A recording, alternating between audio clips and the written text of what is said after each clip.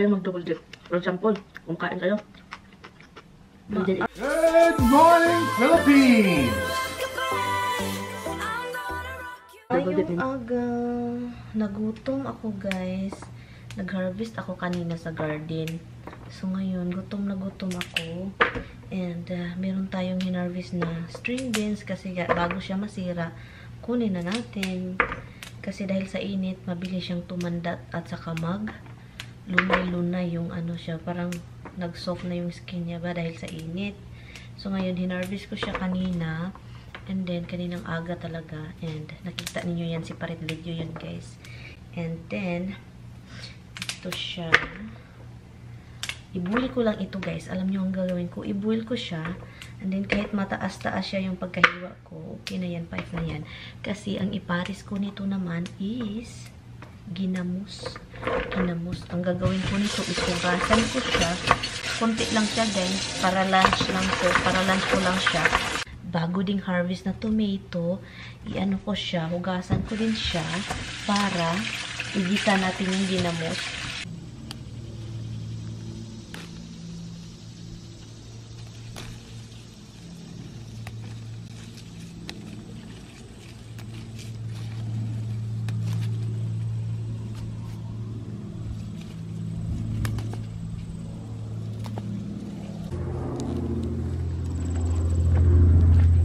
So, yun, meron tayong na-harvest na dahon. So, yun guys, ito na lang guys yung gawin ko, salted yung ginamos, salted fish na ginamos, and salted fish nga ginamos. And then, dyan ko lutuin ko lang siya sa onion at garlic at onion and kamatis. So, yun lang pala. Ilagay natin dito yung ginamos na yan. Masarap po ito. Yun. Hindi na natin lahat. Kunti lang. Half-half lang. Oh, ang bango guys. Ang bango. Uy. Naalala ko yung bagoong ginamos doon sa Pilipinas. Nung doon pa ako. Yung ginamos na malaki. Yung isda. Makikita mo pa parang tiki ba. Pag isahon mo siya, ang bango guys. Grabe. So, at ito yung kanin nating mais. Dukot siya guys. Yung dukot ba sa Bisaya, hindi siya nag-itim na dukot dahil yung nilutuan natin ng steak man yun guys. Kaya yung dukot matigas lang siya pero hindi maitim. So, yun ang sarap nito guys.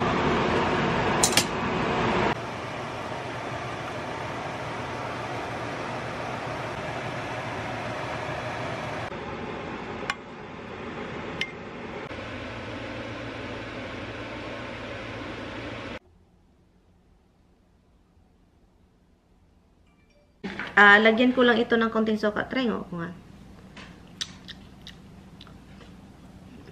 Ang sarap. Uy! My goodness! Sarap. Yung mais ko tumigas. Tumigas yung mais.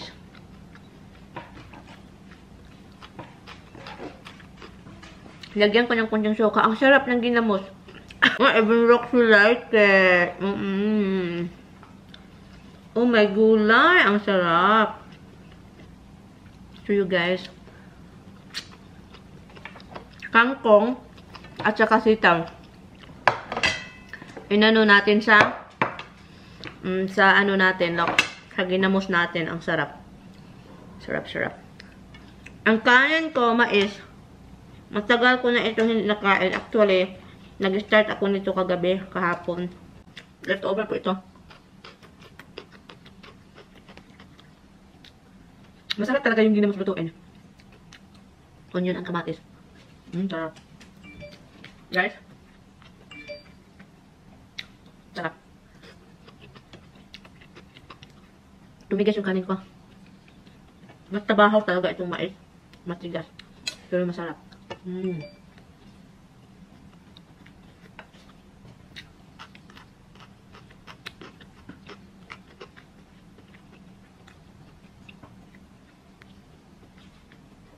Nagutom ako guys, 12 o'clock na.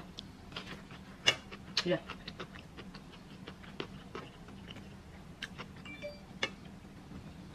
Ang sarap ng mga ganitong ulam.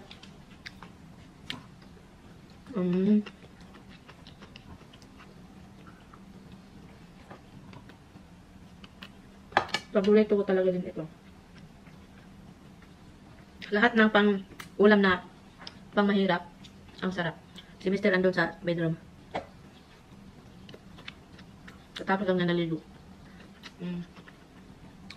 Mga pang mahirap na ulam, mga pang probinsya, mga gusto ko yan.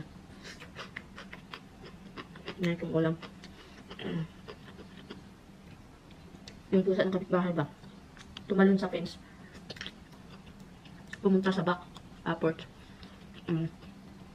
Nakikinig ng usapan namin kahapon. Ganun siya, dandahan siya, dandahan. So, may nakita ng aso. Yung aso, tahol ng tahol. Lumipad si Liam. Lumipad yung pusa. Uy, wala, hindi na siya lumusot sa mga, lumipad na lang siya sa fence. Nakakatawa.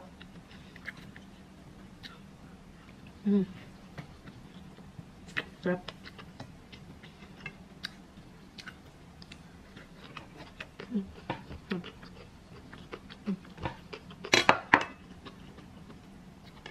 Ito yung maganda sa sitaw. Kapag iibuwin mo lang siya.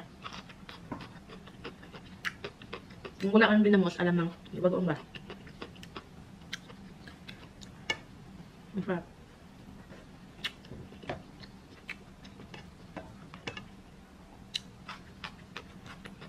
Yung mais ko may dukot.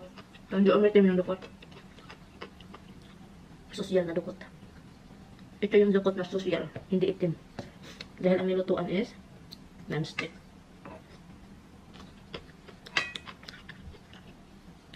Double dipping tayo kasi. Ako lang naman kumakain. Babala sa ibang Pinoy na magpunta sa gathering. Kapag magpunta kayo, okay lang sa bahay ninyo kasi kayo naman lang kumain, diba? Basta kayo lang yung kakain. Pero, kung magpunta kayo sa ibang bahay, and then, sa gathering, never double dipping. Never. Huwag kayo mag-double dip. For example, kung kain kayo, and then i-double dip ninyo, okay lang kung magkakaibigan kayo, kilala nyo yung isa-isa. Pero kapag bago pa lang, hey, hi! You won't eat this. You won't eat this, look. So, okay lang baguhan kayo, magkilala, pero okay yung mga magkakaibigan na talaga kayo. Okay. Pero kahit yung iba, kahit magkakaibigan na, hindi pa rin nila ginagawa. So, avoid na lang, huwag na lang i-double dip. Kasi talagang, alam nila yung double dipping. Nalagay mo na sa bibig mo, then i-ganon mo pa doon. Yun talaga. Walang nagsabi sa akin yun, guys, ha. Okay mo. Nung una ko dito, walang nagsabi kung anong dapat gawin. Asawa ko hindi ako tinuruan. Galing tayo probinsya. Pero, ako naman, na mahiyain. Ang ginawa ko is, observe. Nag-observe ako sa mga tao.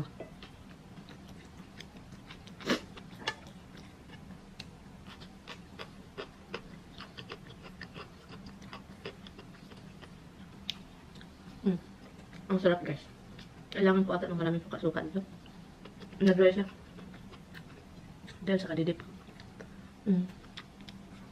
Ang daming mais. Ang dami kong ano.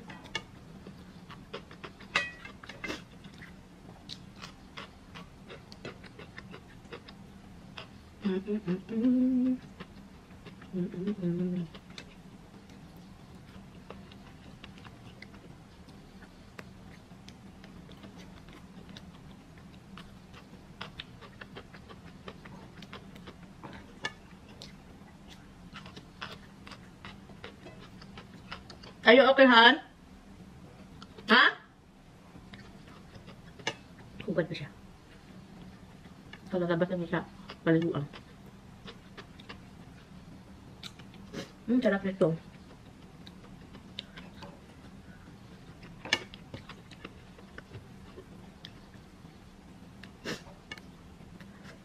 Alam mo,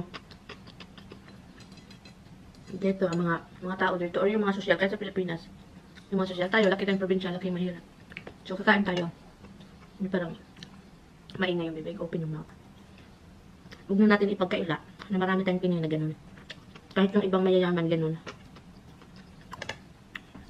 Pagdating ko dito, itong asawa ko, katulad ngayon, sasalita ako, may laman yung bibig. May tinatanong ako, pag kumakain kami, alam nyo ng Pilipino kapag kumakain ng dada, magtawanan, gano'n. Pamilya, magkaibigan, gano'n man tayo. Itong asawa ko, yung una namin dito, tinatanong ko. Hindi mo lang nag-ano, sumagot. Gano'n siya na gano'n. Hindi siya nanguya. And then, hindi naka-open yung bibig. Nag-observe lang ako sa kanya, sabi ko, hindi ata ako nito sasagutin. So yun, sabi ko niya, pasensya na. Gusto ko lang lamulin yung kinakain daw niya. Sabi ko, pwede naman ako sagutin. Sabi niya, hindi niya sinasabi sa akin na ganyan sila. Or yan yung kinalakihan nila. Talaga. Tayo naman, nagaling probinsya, or kahit yung mga taga-city dyan sa Pilipinas, habang kumakain, huy, ang gagaw. Ang ano yung kagabi, ang sarap. Ang sayo ng kagabi. Salita, diba? Sila naman dito, nakaklose yung bibig, hindi maingay. Tayo naman, marinig talaga. Salita pa. So, yun yung isa sa na-obserbahan ko din. Kaya yung ibang mga Pilipino, magpa-pretend na lang din na, uy, close your mouth, ha? Uy, huwag i-open yung bibig, huwag mong salita. Ay, sus, ginawa ko. Parang hindi lumaki sa Pilipinas.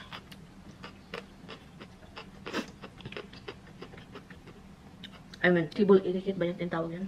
Tapos kung lahat na lang problemahin natin, hindi tayo masaya sa buhay. Kung lahat na lang problemahin natin, kahit sa pagkain, kailangan natin maging perfect. Yun ba yung prioridad ng buhay ninyo na maging perfect? Hindi yung kayo. Personality ninyo. Hindi yung pati pagkain. Inubliga ka pang kailangan lus yung bibig. Kaya nga ako, natuto naman ako na ganun. Lalo na kapag nasa labas. Restaurant. Kung nasa labas. Paminsan, yun yung ginagawa ko guys. Hindi ako, yung close ng mga ko, hindi ako magsasalita. Make sure na hindi marinig yung nguya ko. Paminsan, mabilaukan ako guys. Sabihin ko, kaluka ito, mabilaukan itong ano ko dahil sa kalukan niya. So, hindi naman ako mag-smacking. Ano lang, I make it normal. Kasi naging abnormal lang yung panguya ko.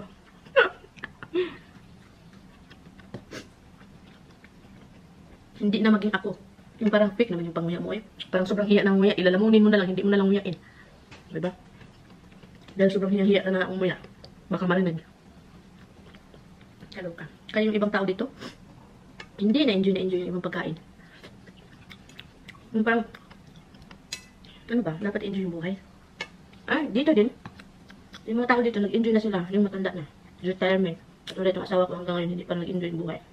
Pag mag-retirement, nagbakasyon, natutulog na lang. Dahil matanda na. Pagod na.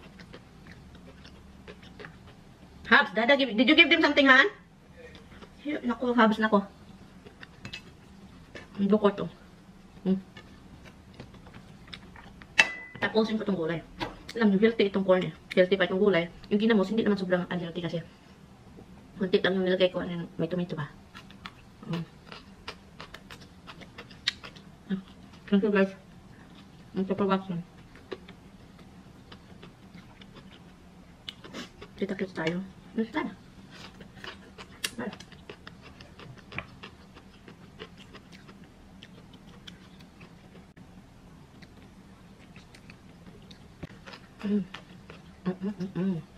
House. You want it? Come on, lick it.